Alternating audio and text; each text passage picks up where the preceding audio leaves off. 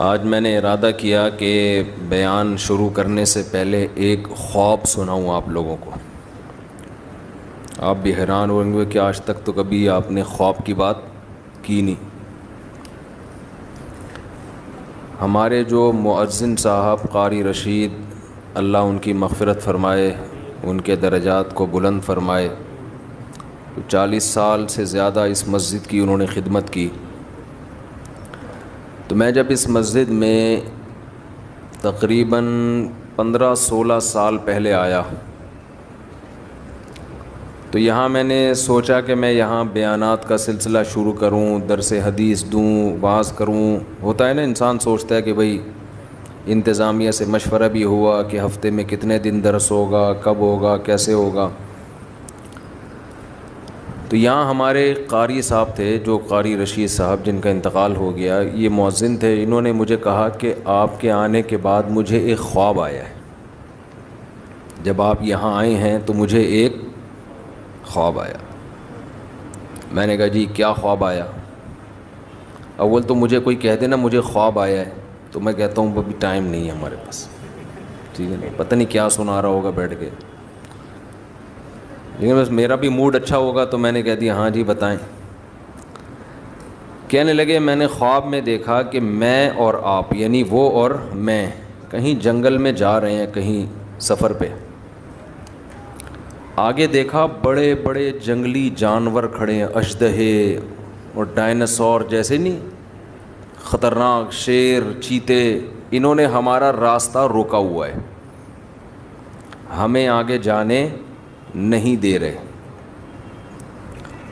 کہہ رہے ہیں میں اور آپ کھڑے ہو گئے کہ اب کیا کریں، تو راستہ ہی بند ہے، اتنے بڑے بڑے اژدہے منہ پھاڑ کے کھڑے ہوئے۔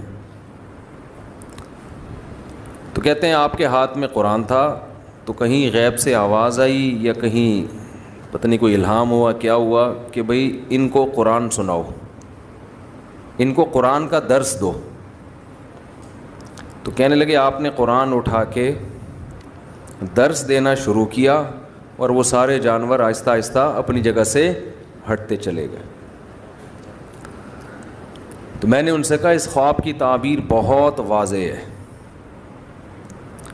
دین کی دعوت ایک حق کا راستہ ہے نا، اس میں جو رکاوٹ ڈالنے والے جتنے فتنے ہیں، فرقہ پرستوں کے فتنے ہو گئے، ملحدین کے فتنے ہو گئے، بہت سارے فتنوں کی قسمیں ہیں نا، جیسے جنگلی درندوں کی قسمیں بہت زیادہ ہیں جو آپ کو سیدھے راستے پہ چلنے نہیں دے، جو جنگل میں چلنے نہیں دیتے آپ کو۔ تو ایسے ہی فتنہ پرستوں کی قسمیں بھی بہت زیادہ ہیں۔ کچھ فرقواریت کی آگ میں جھلسائیں گے آپ کو، کچھ اسلام سے بدگمان کریں گے، کچھ اسلاف سے بدگمان کریں گے۔ تو اس خواب میں نے کہا اشارہ ہے کہ سب کا ایک ہی حل ہے کہ ان کو کس پہ لگا دو، قرآن پہ۔ تو اس سے آہستہ آہستہ یہ سارے خود بخود ختم ہونا شروع ہو جائیں گے۔ تو اس لیے میں نے درس قرآن کو کوشش کی ہے زیادہ فوکس کروں میں۔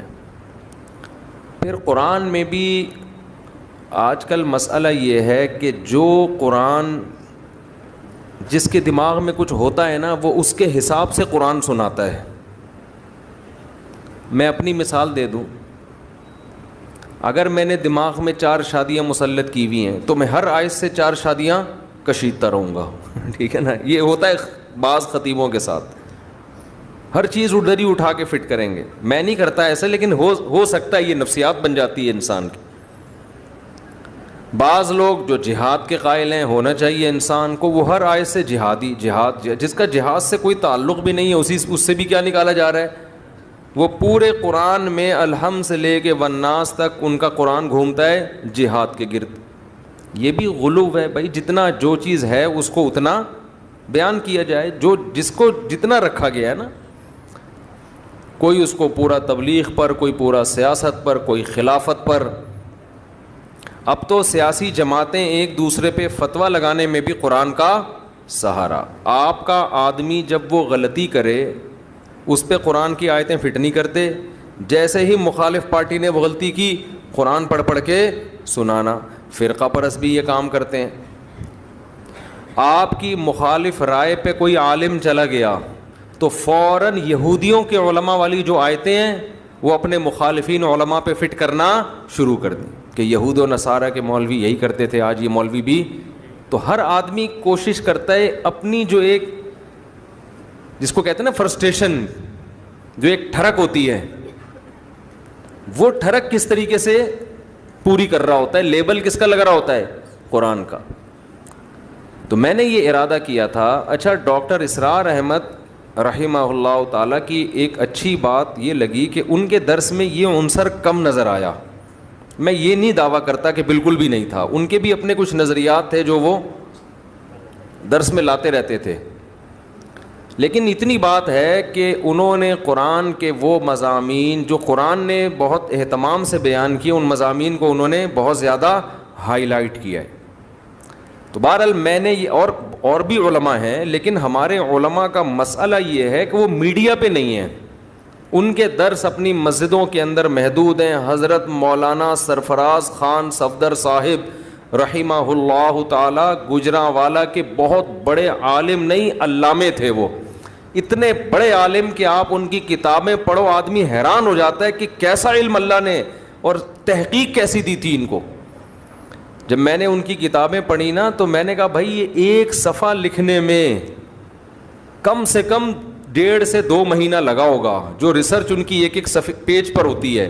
جبکہ مکتبہ شاملہ بھی نہیں تھا، گوگل بھی نہیں تھی.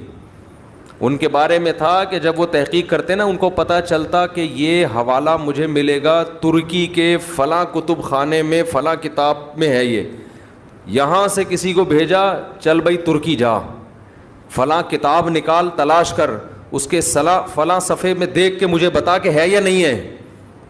سمجھتے ہو؟ تو ایسے ان کی تحقیقی کتابیں ہیں، لیکن ہماری عوام ان کو جانتی بھی نہیں ہے. کیوں؟ بھائی وہ میڈیا کا استعمال ہی نہیں تھا، لوگوں کو پتہ ہی نہیں ہے. اور آج کل جتنے لوگ فائدہ اٹھا کے نا اپنی تحقیق لا رہے ہوتے ہیں، اصل میں ان لوگوں کی تحقیقات ہوتی ہیں، نسبت کس کی طرف کر دیتے ہیں؟ میری تحقیق. حالانکہ اپنی نہیں ہوتی کسی کی ہے، چوری کر کے اپنے کھاتے میں ڈال دی. محنتیں ان لوگوں نے کی ہیں جو دنیا کے سامنے ہیں ہی نہیں. تو میں نے یہ ان کا میں عرض کر رہا تھا، ان کا بھی بڑا زبردست درس ہوا کرتا تھا. میرا خیال ہے 30-35 بار انہوں نے پورے قرآن کا درس ختم کروایا. مجھے صحیح طرح یاد نہیں ہے، 20 بار یا 30 بار اس طرح پورے قرآن الحمد سے لے کے والناس تک انہوں نے درس قرآن دیا ہے. تو میں نے ارادہ کیا کہ ہم فوکس کس کو کریں گے؟ درس قرآن.